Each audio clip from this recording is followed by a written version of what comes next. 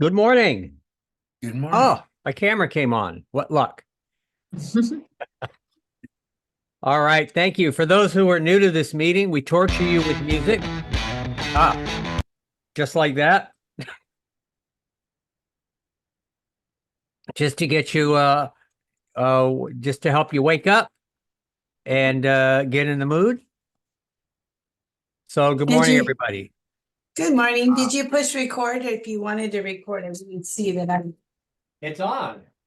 okay. I just automatically accepted, I guess. Okay. You you've done this before. Mhm. All right. All right. So, good morning. There are some people here. Rebecca, thank you for coming in. Tyler, good to see you again. I hear you'll be here soon, or you're here now?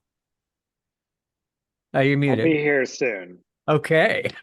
Yeah, March 4th is my official move date. Oh, excellent. Excellent. All right. We'll look Welcome. forward to seeing you. Okay. And Mario, glad you're here. Heard you might Thank you. not. I'm glad to be here. Okay. Good. Happy Valentine's. Happy Yeah. Valentine's Day. And that is our social media post. And there were a couple of them. And this one was cookies of some kind. So I preferred that. So copy and paste that. I guess today is the day. So if you haven't done anything on social media, you can just copy and paste that for Facebook and Instagram. Okay, let's get right into it. Let's talk real estate for February 14th, 2024. And everybody talks about real estate as if it was very simple and easy business. And I guess if you're an outsider, it is. But welcome to the club. The truth is, as you know, it's very challenging and in many times very difficult business because of all the things that we have to know, learn, understand, and then actually execute. So a couple of thoughts on that I wanted to cover. The first is accept that change is inevitable and very constant. And this is something Nick and I are just keenly aware of as we look at other Century 21s and other brokerages around the region, and especially the ones that are struggling right now because of the current market conditions. But they're struggling not because of the current market conditions. They think they are. They're struggling because they're living in the past. They're dinosaurs. They're doing it the old ways and spending money on things that are no longer relevant to this industry. And what this message says, accept that change is inevitable and very constant.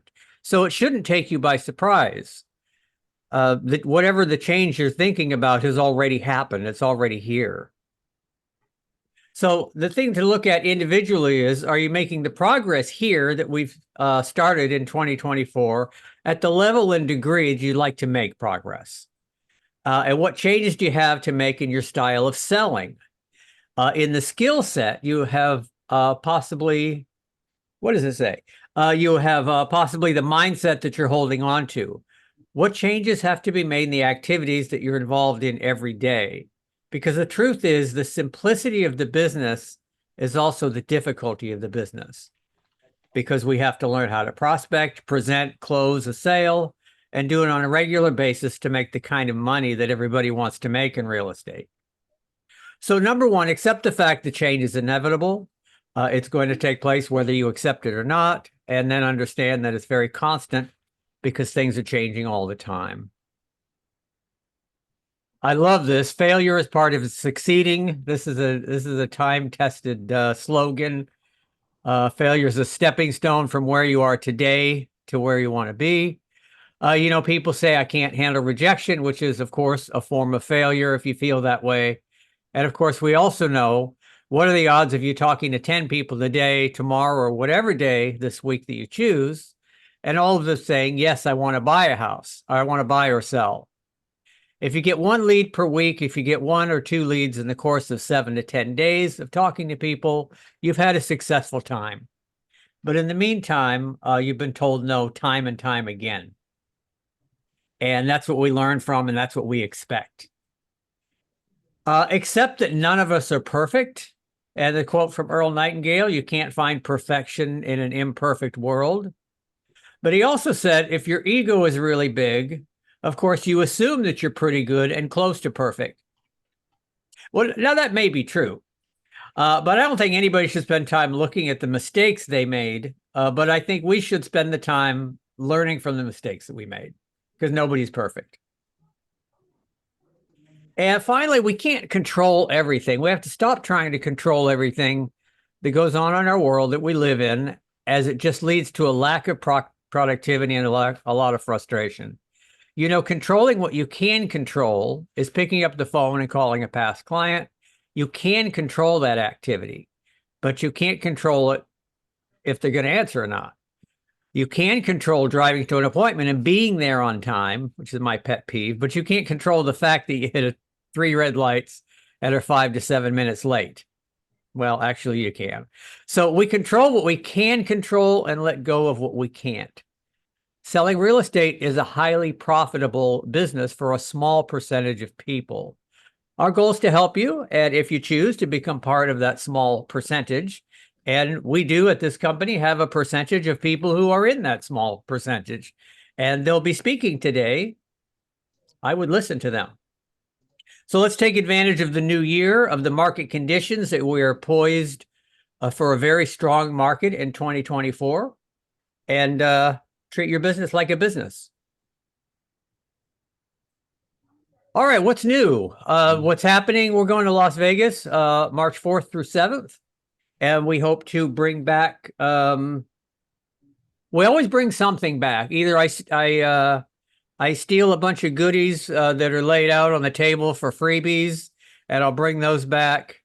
We'll bring back a lot of information and some photographs and bring some good stuff back to you. A lot of education. There's a lot of education. That's what they're all about.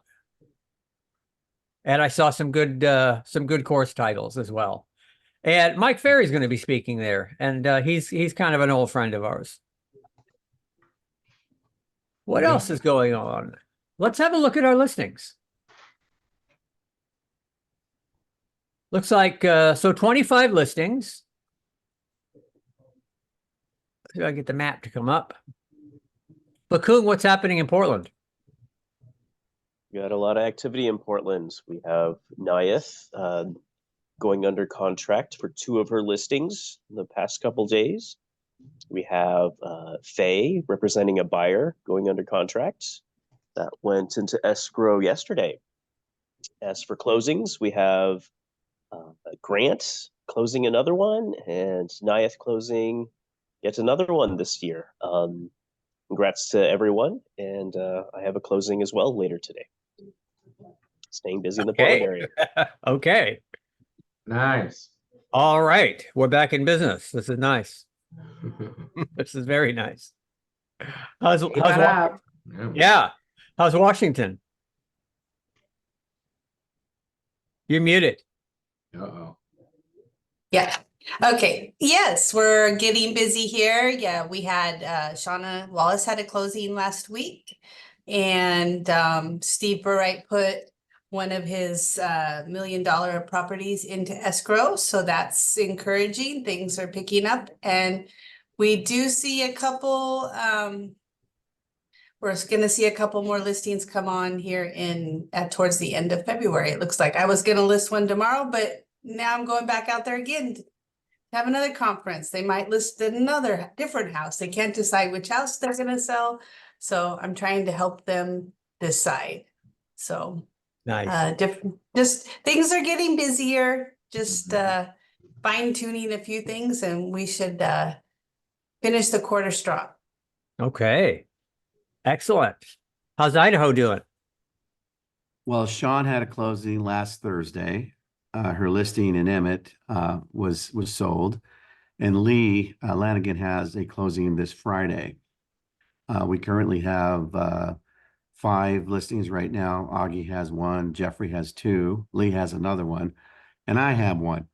I was working with a buyer for the past week and a half or so who was going to buy my listing, so I was going to double end it. I asked the buyer if he had another agent. He said no. When I went to show him the property, if he had another agent, he said no.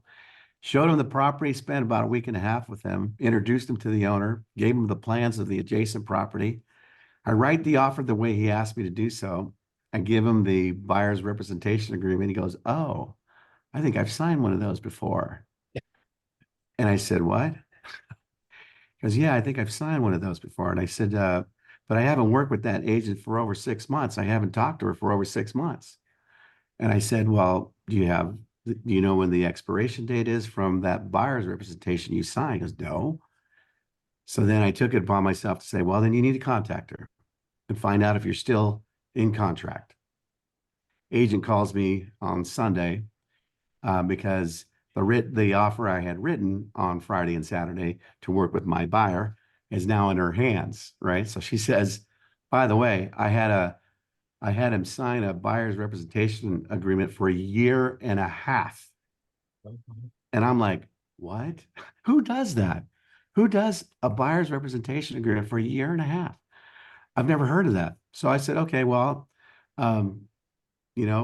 she says to me, you most likely get an offer on Monday," which was 2 days ago, and she has my offer the way I had written it based on the buyer's instructions. So all she has to do is really rewrite it under her name and submit it. But she hasn't yet. She's probably now trying to sell my buyer another property. So I don't know what's going to happen. Maybe we'll get an offer, maybe we won't. Oh, boy. That's a shame. I'd have some advice if this were Oregon, because this lady is not the procuring cause of this. And I think that agreement is worthless in Oregon. So that's a shame. Yeah, I had a conversation with legal on another matter that occurred on Tuesday. And so after I was done asking about a legal matter that occurred on Tuesday meetings, that's why I couldn't make the Tuesday meeting. But I did ask about is it very common in Idaho to have a buyer sign a 1.5 year agreement? Because to me, that's unethical. I mean, if an agent can't help a buyer find a property within 3 or 4 months, he's probably in the wrong business. But 1.5 years?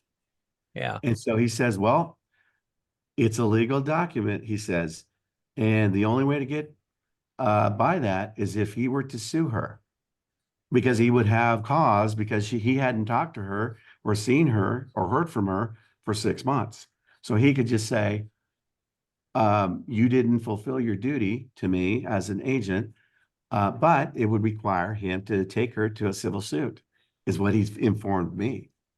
I found that interesting because I tend to believe that document is being abused, by agents here, because I keep hearing other agents having their clients sign a buyer's representation agreement for 1 year, but 1.5 years?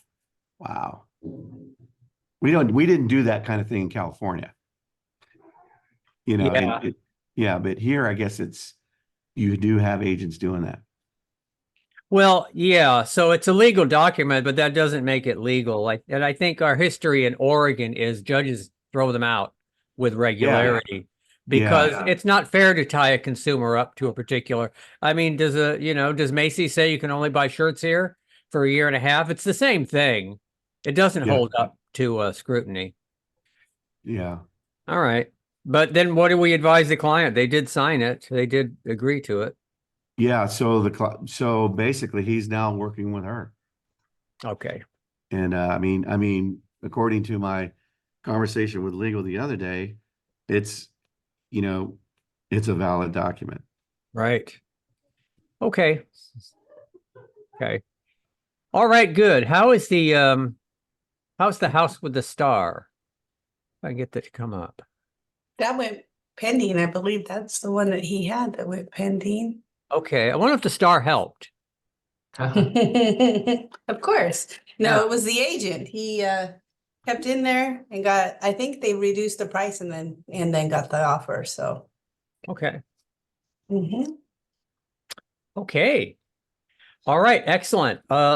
lot of good activity. Listings are a little bit down, which is what we would expect in the winter like this. And that's our secret. It's only realtors can get listings. Zillow can't get a listing. Only real estate agents can get listings. So that's your advantage. Okay, how's the market? As I like to say, most agents know what's happening, and some good agents understand it even. But of course, it's the great agents that can explain it. And I've updated the RMLS market action reports for the Portland Metro and for Clark County, and I will get the other territories by next week. The big news today is not big news. The 30-year fixed 6.64. I think it was 6.61 last time we reported it. So mortgage rates barely budged, meaning little has changed for home buyers hoping for relief in today's pricey marketplace. And they're saying the 30-year fixed ticked up to 6.64. The 15-year fixed is averaging 5.9. Rates have been fairly stable in 2024, hovering around the mid 6% mark since late December. On the bright side, the lack of significant rate movement has led to a measure of stability to home buyers who are monitoring how much they can afford to finance. So that is good news. And that's all I ever wanted, was just some stability. You know, they're traditionally not a bad rate. And if they would just stay at 6.5, we're in good shape going forward.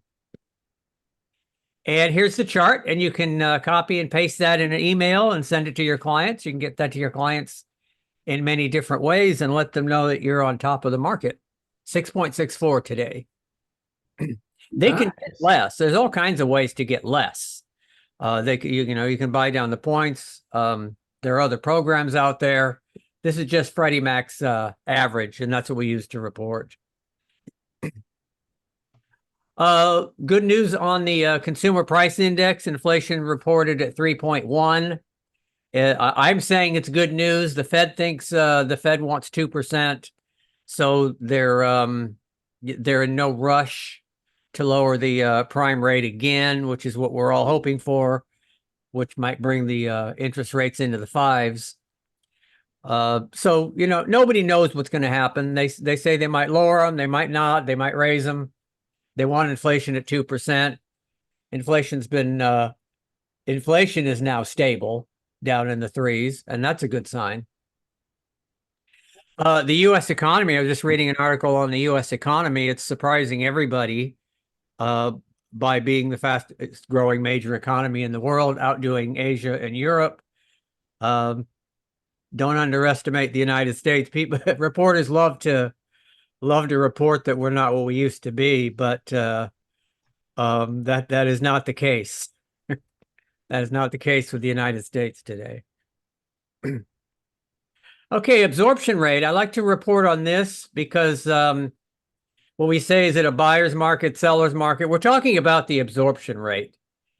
And it was 2.7. It's actually changed. Let's use the metro areas market time. 3.2 months of inventory is what we have. At 3.2, as you can see by the chart, is going to be right into the balanced market over on the seller's side. So it's just not just a seller's market. It is a little more favorable to buyers than a plain old seller's market. It's not firmly in the balanced market yet. So you can call it a seller's market. You can call it a buyer's market, maybe depending on who you're talking to. Not a precise chart. And the affordability index. This is a quarterly index, and I haven't seen it updated for a while, but it is 84 out of 100. And there's the explanation. What a median family earning 114 can afford. They can only afford 84% of the median house, which was 536 when this index came out. It should come out any time now, and we're hoping that it goes up. But you can see it's been 84 for most of the year. And this chart goes back to 2010, and you see it's been much better. It's been over 100, which is what you would want. Then buyers have more choices. Okay, cool. And what's happening with the NAR Economist? Well, let's see what they're talking about today. 15% of 221 metro areas had double-digit year-over-year price increases in Q4 of 2023. The National Association of Realtors reported that home prices continued to rise in the Q4 of 2023, and single-family home prices had positive gains in 85.5% of 221 metro areas. National median prices rose 3.5% year over year to $391,000. Median home prices fell by 3.6% compared to the previous quarter. Of the 221 metro areas, 15% had double-digit year-over-year price increases in the Q4 of 2023. So some areas are doing good, others not so good. But let's delve deep into what they have to say. Yeah. Monthly mortgage payments on a single-family home in the Q4 increased 10% to $2,163 compared to $1,967 from a year ago. Qualifying median family incomes fell to $103,835 compared to the Q3 of 2023, which was $105,060, but was $94,000 a year ago. So, changes. The effective 30-year fixed mortgage rate increased to 7.37% in the Q4 of 2023, compared to 6.77% 1 year ago. So it's fluctuating, and we're getting back to those numbers. Right. The rest of the article, just has information about different areas of the country. Some cities in Ohio, Wisconsin, New Jersey, they're increasing. Sales prices are going up. But if you go down to the next chart, some areas are not doing so well. Ooh. Some in Florida, Ohio, and Mississippi. As you can see, there's a decrease in the year-over-year change. I'm surprised to see Florida on that. Interesting. Only some. There are some cities in Florida that are doing well. So, Right. So the next chart shows the most expensive single-family markets. Most of them, if not all, are in California. California, yay. The West is still pretty an expensive place to live in the US. Okay. Most expensive. Santa Clara. Wow. Yeah. Anaheim. Still in demand. Wow. Yeah. Okay. Yeah, take some time, read the article. It's pretty interesting. Good charts, good information. Good to know about the different areas of the country, what's going on. Okay. Nice. Thank you. Thank you. Hey, Nick, Oh, how's the market? the Portland market is seeing increased home prices as interest rates are slowly starting to drop. Portland is currently a balanced market. Average days on the market are 68 days with 3.2 months of inventory. The median home prices have increased 3.2% over the last year from 489 to 505. The interest rate is currently 6.64, and those interest rates are expected to go up and down, or it looks like slightly down over time, which is nice. It's a great time to list and buy and move up by owning property. Life's good. Thank you. Thank you. Okay. A lot of numbers today. Just remember 6.64. That's all we need to know. Shauna, how's Clark County, Washington? Clark County, Vancouver, Washington, we are seeing increasing home prices as interest rates are slowly starting to drop. Southwest Washington continues to be a balanced market due to a shortage of available housing. Average days on market is up to 64 days from 57 days with 3.2 months of inventory. Median home prices have increased 3.4% over last year to $494,000. from 494,000 to 510,800. Okay. Interest rates are currently 6.64% and are expected to go down slightly over time. This is a great time to list. It's still favorable to sellers, and we're still seeing some competing offers on the lower end stuff, and buyers are benefiting from dropping prices. And notice how those northern suburbs have surpassed the median home price of Portland. Interesting. Yeah. Yeah. And Mario, how are things in Canyon County? In Canyon County and Ada County, Caldwell, Idaho, we're seeing an increase in home prices as interest rates are slowly starting to drop. Canyon County is currently a buyer's market due to longer market times and increased prices. Average days on the market is up to 47 days from 36 days. The median home prices have increased 6.66% over the last year to 375,000. Interest rates are currently at 6.64% and are expected to go down over time. It's a great time to list while it's still favorable to sellers, and buyers are also benefiting from dropping interest rates too. Excellent. Excellent. Okay, can we move on? Does everybody now feel like the expert? And you can teach others this information? Yes. Remember, the market is great is not an answer. No, that is It's a not an statement. answer. The Yes. market is crazy is not the answer. Yes. The Uh, answer is facts. A few facts is the answer. And a little stability. And people need stability from their realtor. Yes. Yeah. Okay. Gotta love numbers. Right. Your doctor doesn't look at you and say, "You look great." They kind of have some other tests that they usually talk about with you. Yeah. Yeah, they do. They crunch numbers. Okay, just a quick review before we get into the topic today. Just a quick review on the training schedule. The Accelerate class, March 11th to March 19th is the next one. That's 3 days a week, Monday, Wednesday, and Friday. One of these is going to be Thursday, and that goes on for 4 weeks.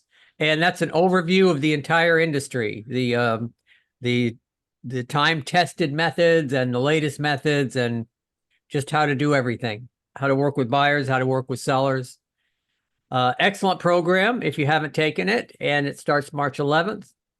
You'll go into a group online of up to 100 people from in Century 21 from around the country. And you can print out the materials. We have the materials online on the Broker Hub. Go List as well. Virtual Go List, April 30th to May 21st. That's a shorter program.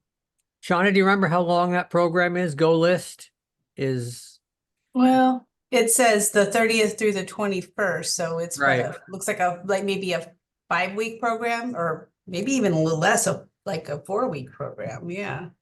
Yeah, and it's just 1 day a week that you check in. And yeah, the idea is to actually get a listing during this program. They'll be talking about that regularly. And you will if you take it. Yeah. Yeah. And the 21-day challenge, they'll bring that, they'll start those again when it gets a little busier. And obviously that's 21 days of activities. And I also have some links here. I have links to Century 21. I have links directly to Century 21's MoxieWorks. And I have a link directly to MoxieWorks if you want to bypass Century 21. And especially if you have any support questions or anything like that. And the social media playbook is here. Have a look at that if you haven't. It talks a lot about making quick videos, realtors making quick videos, which, as I've explained, posting your videos is the equivalent to the floor time that we used to do. Used to do floor time, sit at a front desk, and somebody would drive by and they'd walk in and say hi to you, and you'd give them a little quick presentation. Okay, well, things change, as we talked about. The world changes, and that's done a little bit differently today. You have to send the presentation to them. The good thing is you can have a do-over if you didn't like your presentation. You have much more control over it. So think about that. And don't just think about it, consider embracing it. Consider looking at that and say, well, I am going to do that, and I'm going to make great videos, and I'm going to put them out twice a week. That'd be a good approach to that. All right. Shauna, tell us about storytelling. Sure. Become a better storyteller to relate and create better relationships. We all tell stories and we can all get better. So I thought we would talk a little bit about how that can help our business. The best stories are told at the dinner table. That is where the highest level of influence is. And what I mean by this is that relationships grow when we get to know each other. So your stories can be very valuable. To get people to listen to your stories and pay attention, there are the 3 C's in storytelling. And I don't know, is anybody here considering themselves a good storyteller? If so, just put your I'm a storyteller in the chat and let us all know, because it's really a skill. And there's some points here that we have that can help people who want to get better at it. Every one of us has our strong points and weak points, but we can work on those weak points, and we do that when we do our presentations, when we practice our presentations and our role playing and things like that. So the first part of storytelling is context. Context paints a visual picture. All right, Grant, I kind of had a feeling you were. Every one of us has, well, the context paints a visual picture. Some people give too much context, so like they're just all over the place. I can tend to do that sometimes myself. So being more concise with what you're telling people, and then if you don't give enough, then they're going to be asking you a lot of questions. I can see that can happen as well. So you want to just paint your picture with the context. Conflict is harder, is the next bullet point here. Conflict is harder to include in stories for those of us who are people pleasers. So you don't want to talk about the bad part, but if you skip over the conflict, then you're leaving out the survival guide. Honestly, I was so afraid of, or it turns out the worst decision, not to shop for a lender. You're putting those out there. It creates the depth and the truth to the story. Too much conflict can, though, make it more unimportant, or it can sound negative. So you want to put the conflict in there. I do this sometimes when I'm trying to get my client back on track to what they're trying to do. So an example of that would be someone who decided that they wanted to sell their house themselves. So I might tell a story of someone who tried to do that and what happened. So they're just not going to, they don't want to hear just do it my way. Giving them an example and telling the story is going to help a lot. That sounds like a sad story. Did it have a sad ending? The ending was good because the person tried to sell it themselves, but they ended up listing it with me and I helped them get it done. Oh, so that's like a fairy tale. It all ended up good. Yeah, so that's the conclusion part of it. And you can always be the hero in your story. So you get to pick your story. And so things like, and then I realized, and now I know, or, Mr. Smith decided this was the best choice because once he gave me the listing, he wasn't having to talk to all the buyers and you know, wasn't worried about the paperwork that he needed, things like that. So if you use those three things, you can bring the story into a concise, I'm sorry, Okay. a concise, a Right. concise, you know, something that will help your client. Micro storytelling is an event. Macro storytelling is what you learn. So take your micro stories and make them into macro stories so that you can help your clients. Well, I And guess go ahead. what I would imagine by that is, because as we all know, we need to be asking questions so we're hearing them more. I forget that exact stat. I don't know if one of you remember that from Mike Ferry, but you should be talking, what is it, only 20% of the time, I think it was, and 80% of it should be hearing them. So I would imagine these stories need to be micro, small, so that you're getting a response, so that they can relate. So we need to be making sure we're hearing them. Right. Yeah. And another example of what a story could be is a testimonial, and you can put those into your conversations with your clients too. Mhm. It's definitely something that they can relate to. Wisdom in stories will help your clients, showing how you can help them create the value. You can show them how you're creating value.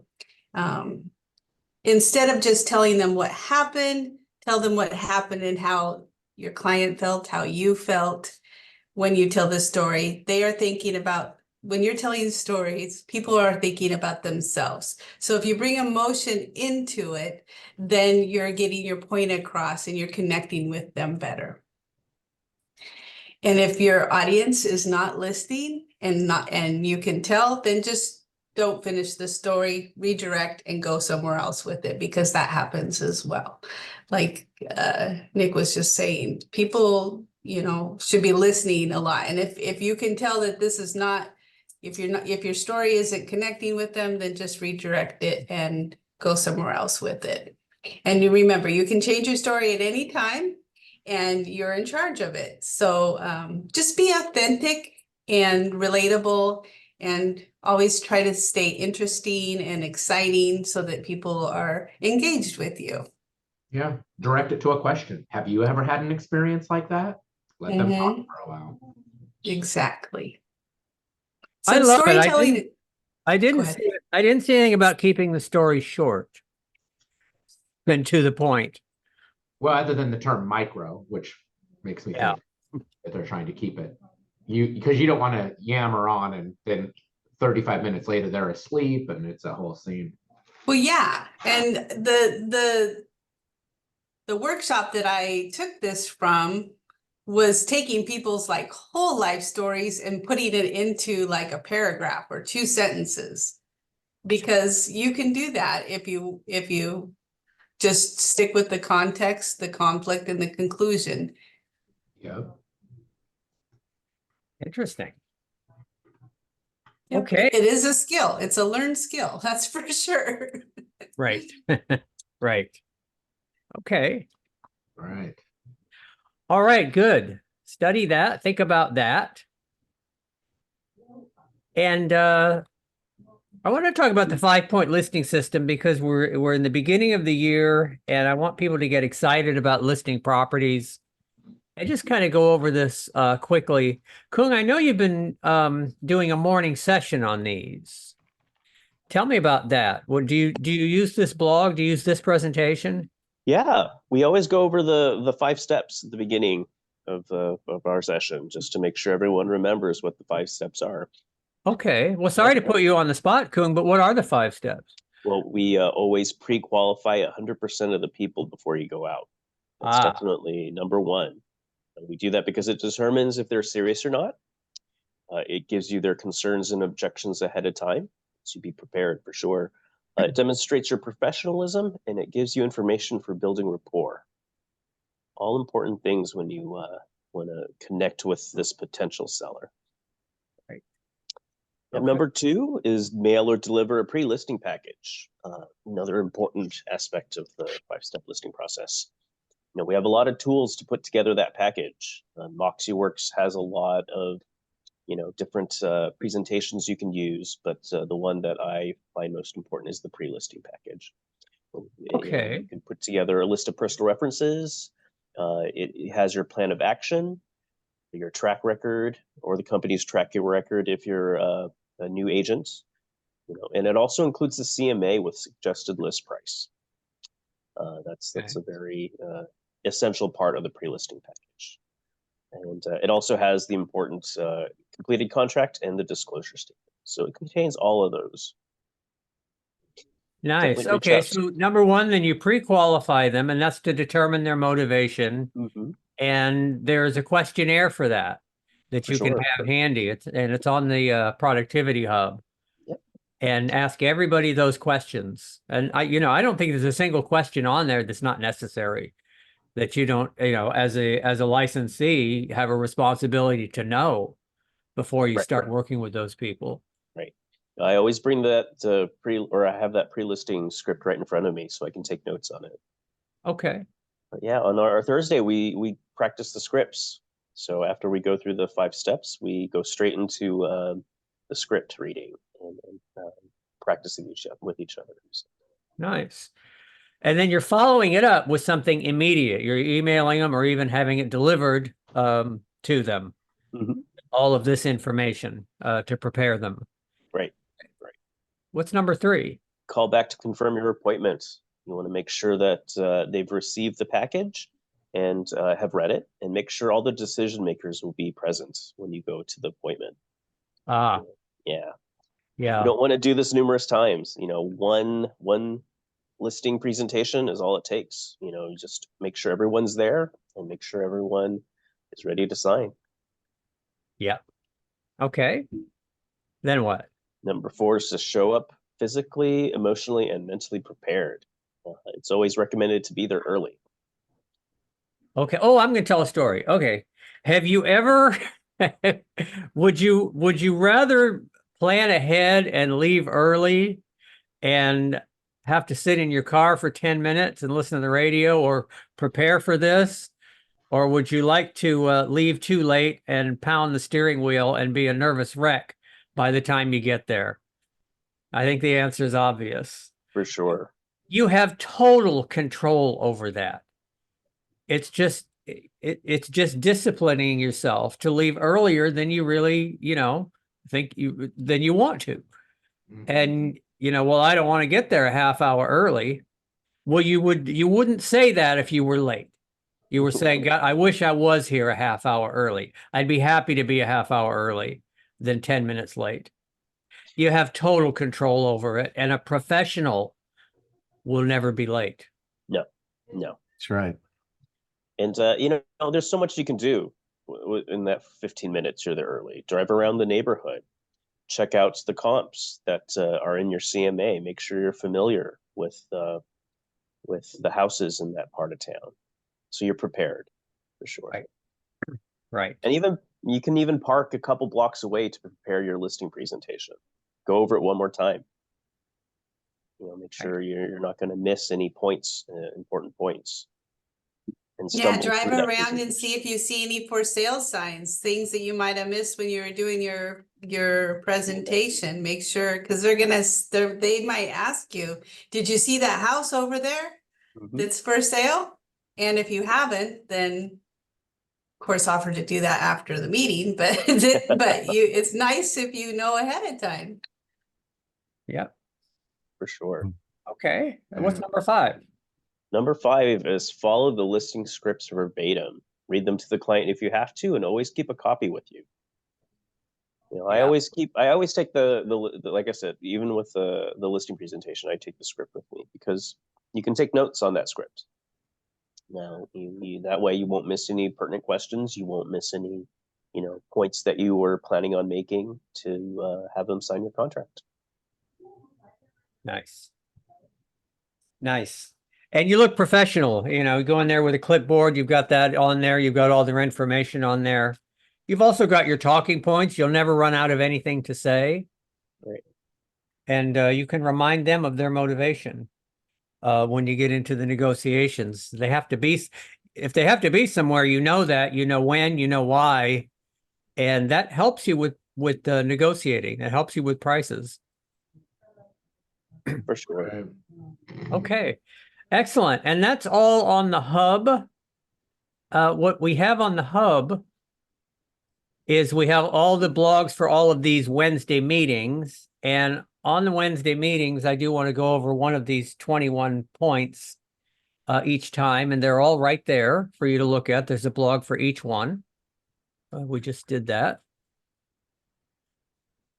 And let me scroll up to the top, and the hub is right here. It's c21brokers.com. And this has a lot of information. So look through here if you haven't yet and see what kind of stuff is in here. And it's constantly changing. Okay, that's everything. Anything else anybody wants to mention? We'll get that out of there. Kuhn, do you have any events coming up? We do. We have a lunch and learn scheduled on the 29th of February, the last Thursday of this month. Old Republic is hosting again. It's going to be a hybrid meeting. You know, you can log in to Zoom for the class, or you can show up to the office and log in with your fellow agents. Have lunch, get CE, and we'll be going over incentives for buyers and sellers. So we'll have a lender here talking about what incentives are available. Great, great. Any other branch have anything coming up? John, Movie. We have a legal update on the 21st on the NARS litigation. Nice. Very good. Very good. Grant, did you say something? yeah, I had to have and want anything that might be excluded off market. Fixers. Okay. Fixers, absolutely. Absolutely. Don't keep that a secret if you have a fixer. Bring it to this meeting. Yeah. We all know somebody, and Grant certainly does. That would be interested in that. Thank Do you. will they go anywhere, Grant, or they just want the west side? Well, they'll look both sides of the river, in Washington and Oregon. Great. Great. Okay. All right. Thanks, everybody. We will see you next week, or we will see Thank you. 9 o'clock every morning. Have a good one. Thank you. Thank you.